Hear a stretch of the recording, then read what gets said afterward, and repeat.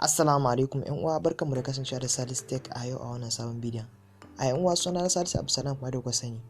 A darasin mu ne insha Allah zan muku bayani ne akan wani abu wanda mutane suke fama da shi da kuma har yanzu ba su fahimci yadda ake yin shi ba. Wato wata matsala ce ta app not installed. So da dama za ka ɗauko application ko a cikin Opera ko cikin dai wani abu haka ko wani ya tura ma sai ka zo kana so ka install din shi sai ga ya rubuta ma app not installed, sai ka rasa da zaka kai ta fama ka rasa da zaka kai kuma gashi kila kana sa application din sosai. So da farko yanzu abin da zamu je mu fara gwada wani application da bayanin yadda yake nunawa. So yanzu zan shiga file manager na kamar da kuke gani, zan je in fara nuna muku yadda application din yake nunawa a misali. So kuma da kuke gani na shigo ne da misali. So kuma da kuke gani yanzu ka ja ka so kuma da kuke gani yawa, so yanzu misali a ce zan install din wannan application din kamar da kuke gani. So kuma da kuke gani za ku ga wannan application din gashi na an rubuta base APK. So yanzu a ce ina so zan install din wannan application din, so shikenan zan zo in danna akai kamar da kuke gani. So bayan na danna akai kamar da kuke gani yanzu misali, so zan danna akai kamar da ku saba ko da yaushe application app zan noma haka kamar da kuke gani. So bayan ya noma haka misali kamar da kuke gani, so kamar da kuke gani yanzu wannan application din gashi kamar da kuke gani anan ya ba mu app not installed kamar da kuke gani. So yanzu wannan application ya ba mu app not installed. Yanzu ya zamu magance wannan matsalar. Yanzu abin da zaka yi, akwai hanyoyi da yawa wanda ake amfani da su wajen magance wannan matsalar. So yanzu mu je mu gani ya zamu mu magance matsalar app not installed. So da farko yanzu mu je dai mu fara bidiyon. So kamar da kuke gani yanzu abu na farko da zaka fara yi, zaka zo ka nemi Google Play Store na wayarka kamar da kuke gani. So ga Play Store ɗina, so sai ka zo ka danna a kai kamar da kuke gani. So kamar da ka saba ko da yaushe bayan ka danna zaka jira zai searching zai bude. So kamar da kuke gani yana searching da still zamu jira zai searching zai bude.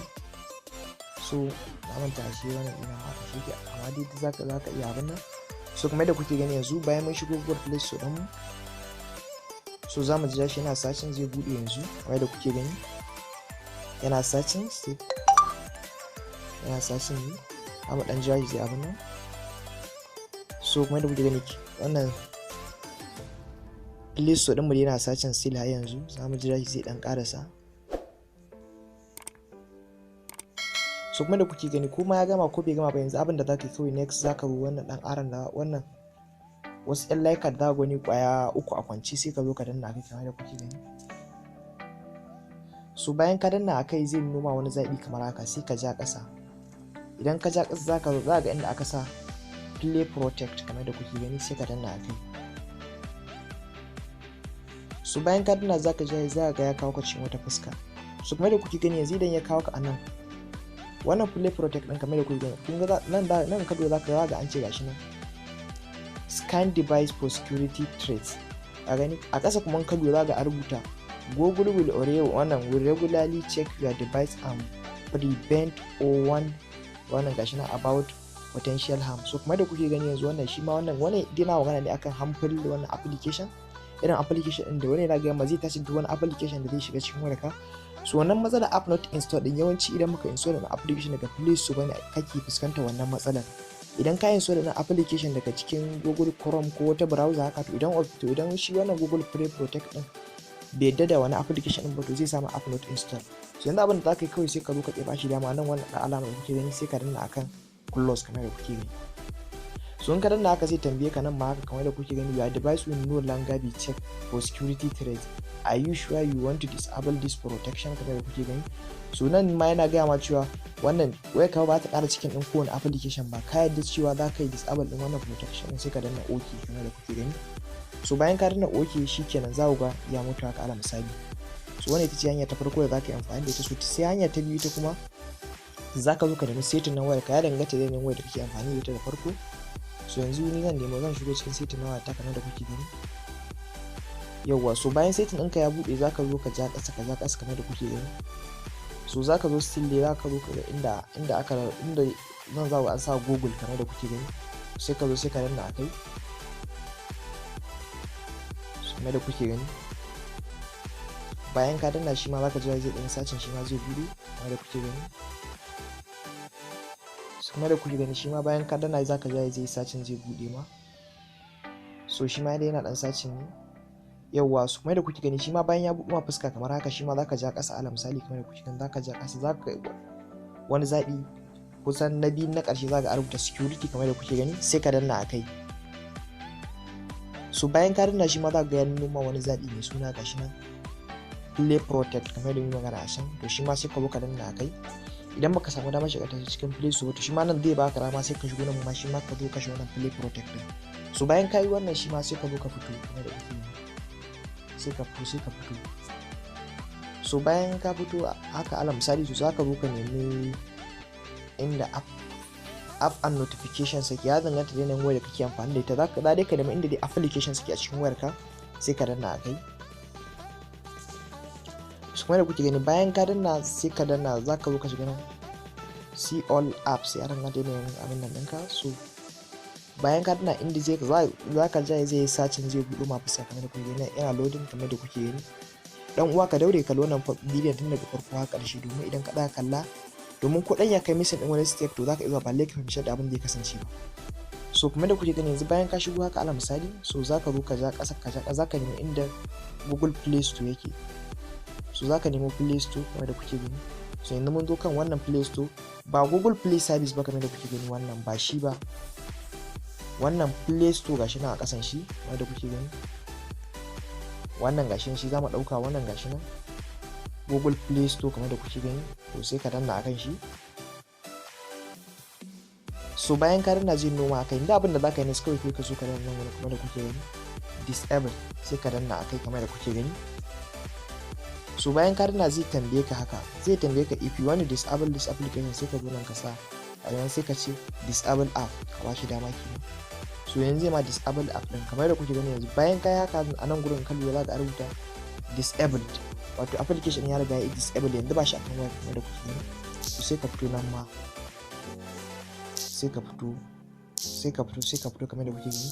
So yanzu abin da zaka yi sai ka je ka nemi application da kake so ka install wanda ya samu app not install kamar da kuke gani. So yanzu zamu je mu nemi application da ya rubuta wani app not install ko da install din shi gani yanzu zai yi kamar da kuke gani. So sai mu ja ƙasa kamar da kuke gani, sai mu ja ƙasa kamar da kuke gani. So shi da ma wannan application kamar da naku shine best APK, shine application da ya sa wani app not install. So yanzu zamu danna kai mu gani zai install ko ba zai ba. So yau bayan mun shigo yanzu zamu zo mu danna akan install kamar da kuke gani. So zamu gani zai install yanzu ko ba zai ba kamar da kuke gani. Yanzu gashi yana installing, still yana installing, zamu ja shi gani zai installing ko ba zai ba. Dan uwa kada ka manta ka daure ka launa bidiyon tun daga farko a ƙarshe, sannan idan wani farko zuwan ka wannan channel ka daure ka mana subscribe sannan ka danna alama karama. So kuma da kuke gani yana da installing har yanzu yana installing, zamu ja shi dan karasa kamar da kuke gani. So kuma da kuke gani still yana installing. Yawwa so kuma da kuke gani da application din yanzu ya sa mana app installed. Kamar ku duba da a nan gurin za ku ga ya sa mana app not installed, yanzu kun ga app installed yanzu zai baka dama ma yanzu direct yanzu zaka iya zuwa ka danna open. So yanzu bayan haka idan kai amfani da duka wannan hanyoyin biyu ba, so abu na farko shi ma da zaka fara yi zaka je ka abin nan. Yawwa idan kai amfani da duka wannan hanyoyin application da installing a wayarka ba, so abu na farko da zaka fara yi sai ka je ka duba cikin wayarka tukunna, ka je ka duba ka tabbatar kana da isasshen guri da zai baka dama ka download din wani application nan. Idan kana da isasshen guri a wayarka to sai ka zo ka fara dubawa nan ma gani shin data da kake da ita za ta iya baka dama ka download din wannan application. Sai ka duba MB application din, ka duba kuma yanayin data da kake da ita za ta baka dama ka download din wannan application. Idan duka kaya ka bi ba, so zaka yi zuwa ka je ka nemi wani application wanda ake ce mai gashi nan zip signer kamar da kuke gani. Zaka je cikin Opera ne ka je ka rubuta sunan shi kamar da kuke gani, da za su kawo ma shi sai ka install din shi kamar da kuke gani. Saboda ba masu bidiyon ya tsayi zan da ije muku link din shi a gurin comment kamar da kuke gani. So shi nan gurin da yanzu zai baka dama ne yanzu yadda ake amfani da shi zaka zo nan select the file kamar da kuke gani. So bayan kai selecting file sai ka danna akai. So kamar da kuke gani an ala misali ni na riga na select file din ne shi yasa har yadda da kai ni gurin sign process. So kamar da kuke gani ba rawa bane. Yawwa so anan gurin shine zaka zo kai footing din wannan dan kamar da kuke gani, bara mi delete din wannan ne kai. So kuma da kuke gani yanzu gashi yanzu yawwa so anan gurin zai baka dama ne sai kai adin file kamar ne da kuke gani. Zaka zo ka shiga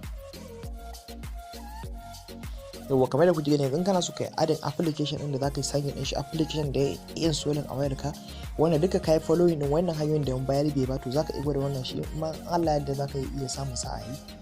Wanda kuke gani sai ka zo ka danna akan choose kamar da kuke gani sai ka danna kai. So bayan ka danna zai kawo ka cikin application din cikin wayarka to anan sai ka dauki application da kake gani zaka amfani da shi. Yanzu ala misali mu ce wannan YouTube din shi ya mana installing a wurin kamar da kuke gani gashi nan. Wani application ga yana kasa an sa YouTube gashi nan. To sai ka zo ka danna akan application da ya installing a wayarka. So kuma kuke ne bayan ka danna sai ka zo ka shiga wannan zaben na kasa wanda aka rubuta sign the file. So sai ka danna akai. So bayan ka danna yanzu a gani yana ya samu nan gashi nan sign in process. So kuma da kuke gani yanzu zai yi sign na application din Allah da tushi ma wannan hanya application din zai iya yi. So bayan haka idan ka yi amfani da shi ma wannan bai ba so zaka iya shi ma ka installing wani application wanda ake ce maka shi nan APK editor kamar da kuke gani. Shi wannan zai baka dama da zaka iya sanna application code da suna da number kamar da kuke gani. So sai ka zo ka danna akai. So bayan ka danna shi ma zaka ji zai searching zai bude kamar da kuke gani. So shi ma idan ka shiga ala misali zai baka dama yanzu kai select nan select APK file from gashi nan app. So kuma yanzu zamu dauki na farko select an APK file sai ka danna akai. So bayan ka danna yanzu zai baka dama sai ka select an APK din da yake editing kamar da kuke gani. So yanzu dai bala mai select din ala misali wannan YouTube din dai kamar da muka gwada wancan kamar da kuke gani. Da bala mai select din wannan ala misali. So bayan ka danna yanzu zai kawo ma zabuka guda hudu.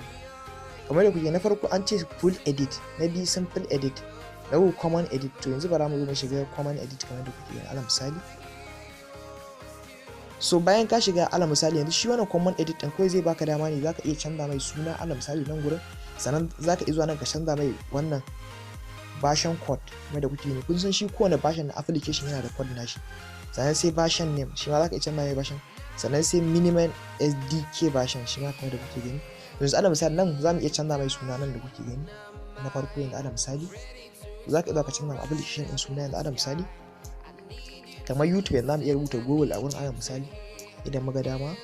Yanzu mun sa Google yanzu nan zaka iya nan ma ka zo ka canza mai abinda amma da bayan ka riga kai abin da kai so kai ko ka canza mai suna so zaka zo ka danna save nan kamar da kuke gani. So bayan ka danna save zaka ja shi ma za ku ga yana working, zai yi working yana working. So shi ma zaka ja shi idan ya gama zai nuna ma ya gama. So wannan hanyoyi su ne hanyoyi da nake tunanin insha Allah hanyoyi da zaka iya bi ka magance matsalar app not install. Kada ku manta kuna tare da channel SALISU Tech. Ka daure ka rana mana alamar subscribe sannan ka rana mana alamar kararrawa. Nagode kasance da ni a wani sabon bidiyon. Sannan idan kuma duka ka gwada wannan bidiyo kuma kana da wata tambaya ko neman karin bayani akwai link din group din mu na WhatsApp ko kuma kai mun tambaya a gurin comment section in Allah ya rini kuma zan ansa. Nagode, bisalam.